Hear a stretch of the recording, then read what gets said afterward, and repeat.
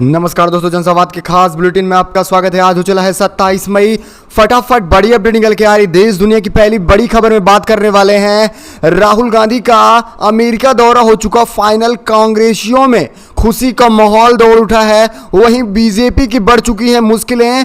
नरेंद्र मोदी के नाक में हुआ है दम। फिर से पोलें खुलने वाली हैं। घबराई है बीजेपी, जानेंगे इसके बारे में। वहीं दूसरी बड़ी अपडेट निकल के आ रही। नए संसद भवन को लेकर बवाल मचा हुआ है। सारी विपक्षी पार्टियां बहिष्कार करने में सबसे आगे कांग्रेस, जानेंगे इसके बारे में। चलते हैं अगली एक और अपडेट निकल के आ रही है। 9 सालों के अंदर जिस तरह से बीजेपी ने भ्रष्टाचार फैलाया, इसको लेकर कांग्रेस ने 9 सवाल पूछ लिए हैं कि 9 सवालों के अंदर बीजेपी क्या कुछ की है, जानेंगे इसके बारे में। चलती है अगली एक और अपडेट निकल के आ रही है। केजरीवाल नहीं शामिल होने वाले हैं नीति आयोग की बैठक में, करेंगे इसका बहिष्कार, लेटर दिए हैं प्रधानमंत्री को। अगली एक और अपडेट निकल के आ रही है। इमरान खान की फिर से बढ़ती जा रही है मुश्किलें। 33 समर्थक और हुए गिरफ्तार। अगली एक और अपडेट निकल के आ रही है। एमपी चुनाव को लेकर विधानसभा चुनाव के लिए तैयारियां हुई हैं तेज, जानने वाले मध्य प्रदेश चुनाव को लेकर तैयारियां किस तरह से हैं। वहीं अगली एक और अपडेट निकल के आ रही है। यूपी लोकसभा चुनाव को लेकर अखिलेश ने क्या कुछ किया, बड़ा फरमान। अगली एक और अपडेट निकल के आ रही कर्नाटका से फिर से बढ़ती जा रही है बीजेपी की मुश्किलें। सीट जाने के बाद अब पोल खुलने का डर सताने लगा है, क्योंकि सिद्धरमैया के करके बीजेपी की पोलें खोल रहे हैं। अगली एक और अपडेट निकल के आ रही है। ईदगाह और कृष्ण जन्मभूमि विवाद को लेकर क्या कुछ फैसला लेने वाला हाईकोर्ट, आज जानेंगे इसके बारे में। वहीं अगली एक और अपडेट निकल के आ रही है। बृजभूषण की फिर बढ़ती जा रही है मुश्किलें। नाबालिग यौन शोषण मामले में बढ़ी है बृजभूषण की मुश्किलें। सब खबरों को जानने वाले हैं कि करके विस्तार से। वहीं आखिरी के बुलेटिन में बात करेंगे किस तरह से मल्लिकार्जुन खड़गे को फंसाया गया है। मानहानि केस में हर्जाना मांगा गया है 100 करोड़। सब खबरों को जानेंगे करके विस्तार से, लेकिन उससे पहले एक छोटा सा निवेदन है। अगर आप हमारे चैनल पर नए हैं तो चैनल को सब्सक्राइब, बेल आइकन जरूर दबाइएगा देश दुनिया की फटाफट बड़ी अपडेट को पाने के लिए। दरअसल चलते हैं, पहली बड़ी खबर निकल के आ रही है। राहुल गांधी का अमेरिका दौरा हो चुका है फाइनल। बीजेपी के मुंह पे लगा है करारा तमाचा, क्योंकि मामला पहुंचाए थे कोर्ट। बताते चले अमेरिका दौरे के लिए वीजा 3 साल के लिए मिल चुका है। बड़ी खबर निकल के आ रही है। यही सब कुछ देखते हुए कांग्रेसियों के अंदर खुशी का माहौल है। लगातार जश्न मनाया जा रहा है, क्योंकि एक बार फिर विदेशी धरती पर जाने वाले हैं राहुल गांधी और बीजेपी की पोलें खोलने वाले हैं। यही डर अब पीएम मोदी को भी सताने लगा है, क्योंकि ऑस्ट्रेलिया से जिस तरह से उन्हें अपमान का सामना करना पड़ा, 5 राज्यों के छात्रों को पूरी तरह से खारिज कर दिया गया, दाखिला नहीं मिलने वाला है ऑस्ट्रेलिया में। इसकी वजह केवल और केवल राहुल गांधी होंगे, क्योंकि राहुल गांधी ने भाजपा की पोलें खोली हैं, क्योंकि लोकतंत्र और संविधान के विरुद्ध रहा है भाजपा। और साथ ही साथ बड़ी खबर है, बताते चले कोर्ट ने राहुल गांधी को बड़ी राहत दी, 3 साल के लिए एनओसी जारी कर दी है। कांग्रेस नेता राहुल गांधी को कोर्ट ने बड़ी राहत देते हुए कोर्ट ने राहुल गांधी को 3 साल के लिए एनओसी जारी की है। कोर्ट में दलील पर यह विदेश यात्रा को लेकर बड़ा ऐलान किया गया है, और ये मामला कोर्ट में पहुंचाने वाले और कोई नहीं बल्कि बीजेपी के नेता स्वामी रहे थे। वरिष्ठ वकील द्वारा इसका विरोध किया गया, जिसके बाद पूरा फैसला राहुल गांधी के खेमे में आ सिमटा है। और बताते चले बीजेपी की मुश्किलें बढ़ती नजर आ रही हैं। दरअसल आपको क्या लगता है, क्या राहुल गांधी के विदेश जाने के बाद आने वाले विधानसभा चुनाव में खास असर पड़ने वाला है? क्योंकि विदेशी धरती पर जाते ही राहुल गांधी बीजेपी की सारी पोल खोल देते हैं, भ्रष्टाचार के खिलाफ रहते हैं। क्योंकि आपको बताते चले ब्रिटेन के आने के बाद ही कर्नाटका में पूर्ण बहुमत की सरकार बनी थी। वहीं राहुल गांधी के ऊपर मानहानि का केस भी लगाया गया था। दरअसल आपकी क्या राय, अपनी राय जरूर बताइएगा। इसी के साथ चलते हैं अगली एक और अपडेट निकल के आ रही है। मोदी सरकार के 9 साल पूरे होने के मौके पर कांग्रेस ने उनसे 9 सवाल भी पूछ लिए हैं। कांग्रेस की ओर से अडानी किसानों की आय दोगुनी, महंगाई और बेरोजगारी जैसे मुद्दों पर बड़े सवाल पूछे गए। कांग्रेस की ओर से 9 सवाल पूछे गए और इसका जवाब प्रधानमंत्री तो क्या पूरा भाजपाई समुदाय नहीं दे सकता है। कांग्रेस महासचिव प्रभारी संचार जयराम रमेश ने शुक्रवार को एक प्रेस कॉन्फ्रेंस किया और इसमें मोदी सरकार से उन्होंने उनके 9 साल में किए गए भ्रष्टाचार को लेकर सवाल दाग दिए। अगर देखा जाए एक नज़र इन सवालों पर, तो अर्थव्यवस्था को लेकर बड़ा सवाल पूछा गया।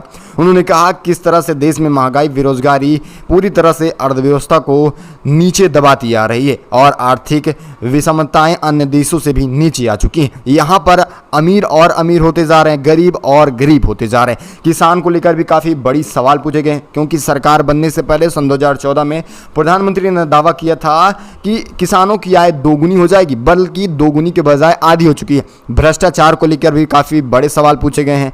वहीं साथ ही साथ चीन विवाद को लेकर भी सवाल पूछे गए, जहां आपको बताते चले सन 2014 से पहले चीन आंख उठाकर नहीं देखता था, वही चीन अब आंखों में आंख डालकर देखता नजर आ रहा है। और लोकतंत्र की सबसे बड़ी बात निकल के आ रही, जिस तरह से बीजेपी ने लोकतंत्र के साथ खिलवाड़ किया, इस अहम मुद्दों पर भी सवाल पूछे गए। और संविधान की जिस तरह से पूरी अवहेलना करके रखे हैं भाजपाई, इसको लेकर सवाल किया गया। अब तक किसी भी तरह का कोई जवाब भाजपाइयों की तरफ से नहीं आया और प्रधानमंत्री चुप्पी नहीं तोड़ने वाले हैं, या पहले से भी जायज हो चुका है। चलते हैं अगली एक और अपडेट निकल के आ रहे। राष्ट्रपति के नए संसद भवन के उद्घाटन की मांग को लेकर सुप्रीम कोर्ट से याचिका हुई है खारिज। बड़ी अपडेट, राष्ट्रपति से नए संसद भवन का उद्घाटन कराने के लिए सरकार को निर्देश देने की मांग वाली याचिका को सुप्रीम कोर्ट ने कल खारिज कर दिया। बताते चले, गुरुवार को इस संबंध में सुप्रीम कोर्ट में एक जनहित याचिका दायर की गई थी। सुप्रीम कोर्ट ने कहा कि आर्टिकल 32 के तहत हम इस मामले पर सुनवाई नहीं कर सकते हैं,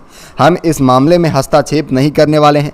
सुप्रीम कोर्ट की खंडपीठ ने यह भी कहा है कि हम जानते हैं कि यह पूरी तरह से संविधान की अवहेलना हो रही है कि किस तरह से राष्ट्रपति के होते हुए भी एक प्रधानमंत्री नया संसद भवन का उद्घाटन करने जा रहा है, लेकिन हम कुछ कर नहीं सकते हैं क्योंकि हम संविधान के दायरे में हैं, जबकि प्रधानमंत्री किसी भी तरह से संविधान के दायरे में नहीं है। हम आर्टिकल 32 का पालन कर रहे हैं और इसी वजह से हम किसी भी तरह से इस पर कोई भी हस्तक्षेप नहीं करने वाले। आप देख सकते हैं किस तरह से यहाँ तक कि सुप्रीम कोर्ट भी संविधान और आर्टिकल का पूरा ध्यान रख रहा है, लेकिन वही प्रधानमंत्री की बात की जाए तो किसी भी तरह से वो ना तो संविधान को मानने को तैयार हैं, ना तो लोकतंत्र को। दरअसल आपको क्या राय है, अपनी राय कमेंट के माध्यम से जरूर बताएगा।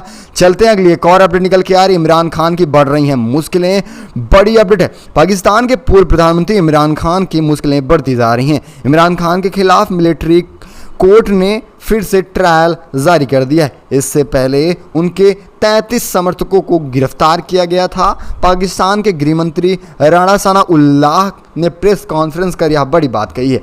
गृह मंत्री राणा ने शुक्रवार को कहा कि 9 मई को देश में हिंसा विरोध प्रदर्शन में पूरा हाथ केवल और केवल इमरान के समर्थकों को रहा था। और वहीं देखा जाए तो गृह मंत्री ने यह भी कहा है कि 499 FIR केवल और केवल पाकिस्तान ताहिर-ए-इंसाफ पार्टी के इमरान खान के समर्थकों का रहा है, लेकिन यह पूरी तरह से देश के खिलाफ रहा। जिस तरह से उन्हें गिरफ्तार करने के बाद देश का माहौल खराब किया गया, इसी के तहत फिर से 33 समर्थकों को गिरफ्तार किया जा रहा है और PTI के ऊपर यह कड़ा एक्शन लिया जा रहा है। यानी एक तरफ जहां चुनाव के मुद्दों को लेकर राजनीति में फिर से आना चाह रहे थे, वहीं इमरान की मुश्किलें फिर से बढ़ा रही है पाकिस्तान सरकार। चलते अगली एक और अपडेट निकल के आ रही है। MP चुनाव को लेकर विधानसभा चुनाव में कर्नाटक की तरह अग्रसर हो चुकी है कांग्रेस। मध्य प्रदेश में अब चुनाव काफी ज्यादा नजदीक आ चुका है। इसी साल के अंत में चुनाव होने वाला है। राजनीतिक दल अपने चुनाव की तैयारियों में जुट गए हैं। वहीं बताते चलें कि बड़ी मीटिंग भी करने जा रही है कांग्रेस। अब चुनाव आयोग की ओर से तैयारियां भी शुरू हो चुकी हैं और वहीं राजनीतिक पार्टियों के अंदर भी दमखम दिखने लगा है। आज से मध्य प्रदेश में 4 अक्टूबर तक नए मतदाताओं के नाम जोड़े जाएंगे। मृत मतदाताओं के नाम हटाए जाएंगे, जिसकी वजह से धांधली ना हो पाए। और इसके अलावा चुनाव आयोग ने बीपीएलओ को 23 जून तक मतदाताओं के घर पर जाकर सर्वे करने का आदेश भी दे दिया गया। 2 अगस्त तक मतदाता की सूची की मांग की गई है, जिसमें 64,000 से ज़्यादा मतदाताओं का नया सूचीबद्ध किया जाएगा। दरअसल आपकी क्या राय है, अपनी राय कमेंट के माध्यम से जरूर बताइएगा। क्या कर्नाटक की तरह मध्य प्रदेश में बजेगा कांग्रेस का डंका? चलते हैं अगली एक और अपडेट निकल के आ रहे। आतंकी लिंक से जुड़े थे वो शख्स जिन्होंने केंद्रीय मंत्री नितिन गडकरी को दी थी धमकी, जांच में हुआ बड़ा खुलासा। केंद्रीय मंत्री नितिन गडकरी के कार्यालय में आए धमकी भरे कॉल की जांच के लिए राष्ट्रीय जांच एजेंसी NIA की एक टीम ने गुरुवार को बड़ा खुलासा किया। एक अधिकारी ने कहा कि लश्कर-ए-तैयबा से संबंध रखने वाले धमकी भरे कॉल आए हुए थे। इसके पीछे की मुख्य वजह भी यही बताई जा रही है। पुलिस ने कहा कि 14 जनवरी को नागपुर में गडकरी के आधिकारिक आवास पर जयेश पुजारी उमंत कांता की ओर से लैंडलाइन नंबर पर कॉल आता है और नितिन गडकरी को मारने की धमकी जा रही है और इसके पीछे आतंकी लोगों का हाथ बताया जा रहा है। चलते अगली एक और अपडेट निकल के आ रही कर्नाटका से। कर्नाटका में कैबिनेट विस्तार के लिए अब मंथन करने जा रही है कांग्रेस। वहीं इसी के साथ बीजेपी की मुश्किलें बढ़ती जा रही हैं, क्योंकि डीके शिवकुमार के डिप्टी सीएम बनने और सिद्धरमैया के सीएम बनते ही अब बीजेपी की मुश्किलें बढ़ चुकी हैं। उनके नाक में दम हो चुका है कि आखिर 5 साल में जितना भ्रष्टाचार किया है अब सारी पोल खुलने वाली है, और 40% चोर वाली सरकार की एक एक कर पोल खुलना शुरू हो चुका है। कल जैसे आपको बताया था, सब इंस्पेक्टर मामले में अब तक 30 अधिकारियों को गिरफ्तार कर लिया गया है और बीजेपी की पोलें खुल रही हैं।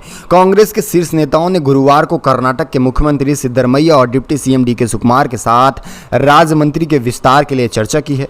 सूत्रों ने जानकारी दी कि दोनों नेताओं ने कर्नाटक के कांग्रेस प्रभारी रणदीप सिंह और पार्टी के संगठन महासचिव के सी वेणुगोपाल से मुलाकात की थी, और जिसके बाद आगे की कुछ कार्रवाई होने वाली है। सिद्धरमैया और शिवकुमार ने यह पूरा फाइनल कर दिया है कि जल्द से जल्द कैबिनेट मंत्रियों के नए पदों के लिए मंथन होने वाला है। 20 से अधिक नेता बनाए जाएंगे कैबिनेट मंत्री। बड़ी अपडेट निकल के आ रही है। और इसी के साथ चलती अगली एक और अपडेट है यूपी से। ईदगाह और कृष्ण जन्मभूमि विवाद के मामले पर सुनवाई अब करने वाला हाईकोर्ट।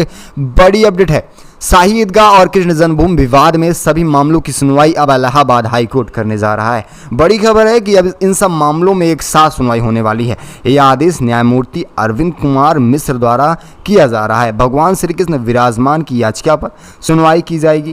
कोर्ट ने निचली अदालत के सभी 7 मुकदमों की प्रतवाली तलब कर ली है, यानी सारे मामले जो निचली अदालत में चल रहे थे वह अब हाईकोर्ट पहुंच चुके हैं। इसके साथ महाधिवक्ता मनीष गोयल अब इसकी पैरवी करने वाले हैं। बड़ी सुनवाई आने वाली है, बताएंगे आपको क्या कुछ बड़ी खबर निकल के आ रही है ईदगाह और कृष्ण जन्मभूमि विवाद को लेकर। अगली एक और अपडेट निकल के आ रही है राहुल गांधी के बाद मल्लिकार्जुन खड़गे की बढ़ती जा रही है मुश्किलें। लगा मानहानि का केस, हिंदू संगठन मांग रहा है 100 करोड़ रुपया।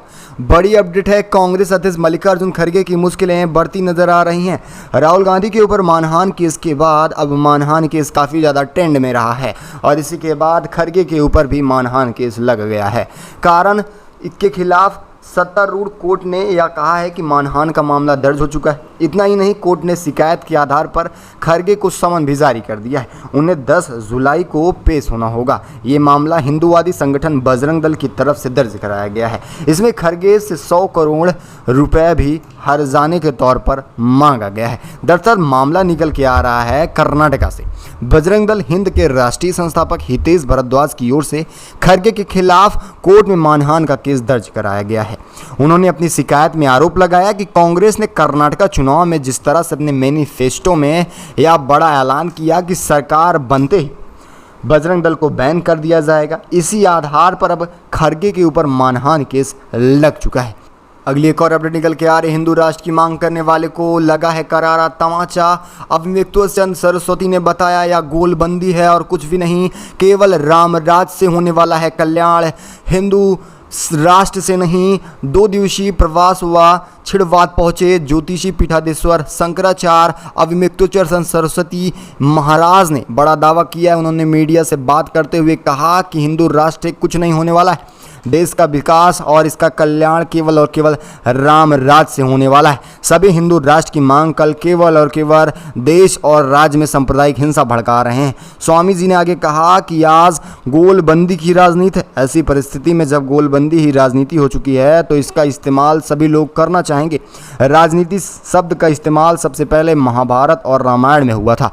अगर वहाँ राजनीति शब्द का अच्छा लगता होता तो पूरी तरह से ना तो महाभारत में किसी तरह का युद्ध हुआ होता और ना ही रामायण में। इसीलिए हमें राम राज पे चलना होगा, बल्कि राजनीति की इस नई हिंदू राष्ट्र की पराकाष्ठा के विरुद्ध हमें खुद ही लड़ाई लड़नी होगी। यानी कि हिंदू संगठन को यह करारा तमाचा है, क्योंकि बार बार हिंदू समुदाय केवल और केवल हिंदू राष्ट्र की मांग कर सांप्रदायिक हिंसा भड़का रहा है, 2 समुदायों के अंदर भेदभाव उत्पन्न करता नजर आ रहा है। अगली एक और अपडेट निकल के आ रही, उत्तर प्रदेश से सेलगोल को लेकर अखिलेश यादव ने एक अलग रुख अपनाया है। उन्होंने बताया है सन 2024 चुनाव की वजह। समाजवादी पार्टी के अध्यक्ष अखिलेश यादव ने नए संसद भवन के उद्घाटन में सेलगोल की मौजूदगी को लेकर सबसे अलग प्रतिक्रिया दी। अखिलेश ने सेलगोल का साल सन 2024 के लोकसभा चुनाव का कनेक्शन जोड़ दिया है। अखिलेश यादव ने दावा किया कि अगले साल लोकसभा चुनाव में सत्ता परिवर्तन होना तय है, क्योंकि उन्होंने बताया कि सेलगोल का एक ही प्रतीक होता है, परिवर्तन। यानी अब मोदी की कुर्सी खाली होने वाली है और लोकसभा चुनाव में विशेषकर परिवर्तन आने वाला है। दरअसल आपकी क्या राय, अपनी राय कमेंट के माध्यम से ज़रूर बताइएगा। अखिलेश यादव का ये जो दावा है, क्या अब सचमुच सत्ता में बड़ा परिवर्तन देखने को मिल सकता है? क्या बीजेपी का पूरी तरह से सुपड़ा साफ होने वाला है? अपनी राय कमेंट के माध्यम से ज़रूर बताइएगा। चलते अगली एक और अपडेट निकल के आ रही है। मणिपुर से बड़ी अपडेट निकल के आ रही है। पूर्वी और पश्चिमी मणिपुर में कर्फ्यू में कुछ ढीले दी गई हैं। आवश्यक वस्तुओं को खरीदने के लिए 2 दिन से काफ़ी ज़्यादा हिंसा भड़कने के बाद अब कुछ राहत की सांस ले रहे हैं मणिपुर के लोग। मणिपुर में कर्फ्यू में ढील दिए जाने के बाद ऐलान किया गया और जानकारी के मुताबिक बताते चले हैं 27 मई को सुबह 5 बजे से दोपहर 12 बजे तक ढील दी जा रही है। लोगों को दवा और खाद्य आपूर्ति सहित आवश्यकता की वस्तुएं खरीदने के अलावा अन्य तरह से भीड़ एकजुट न हो, यह भी ऐलान किया गया है। आपको बताते चले काफ़ी ज़्यादा 2 दिन से फिर से हिंसा भड़की थी। 3 मई से शुरू हुई हिंसा थमने को नाम नहीं ले रही है और बीजेपी सरकार पूरी तरह से वहां पर फेल होती नजर आ रही है। यही सबको देखते हुए अब केंद्रीय मंत्री अमित शाह दौरा भी करने वाले हैं, जहां हाईकोर्ट से भी कड़ी फटकार लगी है कि हिंसा भड़काने में बीजेपी का पूरा हाथ रहा, क्योंकि किसी भी तरह से कार्रवाई नहीं की गई है हिंसा भड़काने वाले लोगों पर। नहीं तो 3 मई से किसी राज्य में इस तरह से हिंसा नहीं भड़क सकती है। और अब तक देखा जाए तो 75 से ज़्यादा मौतें हो चुकी हैं और वहीं 300 से ज़्यादा लोग घायल भी बताए जा रहे हैं। दरअसल आपकी क्या राय है, अपनी राय कमेंट के माध्यम से ज़रूर बताइएगा। क्या सचमुच सत्ता में परिवर्तन होना तय माना जा रहा है? राहुल की बनेगी सरकार यानी कांग्रेस की बनेगी सरकार? अपनी राय ज़रूर बताइएगा इस खास बुलेटिन में। बस इतना ही, मिलते रहेंगे ऐसी बड़ी अपडेट के साथ। तब तक के लिए जय हिंद, जय भारत।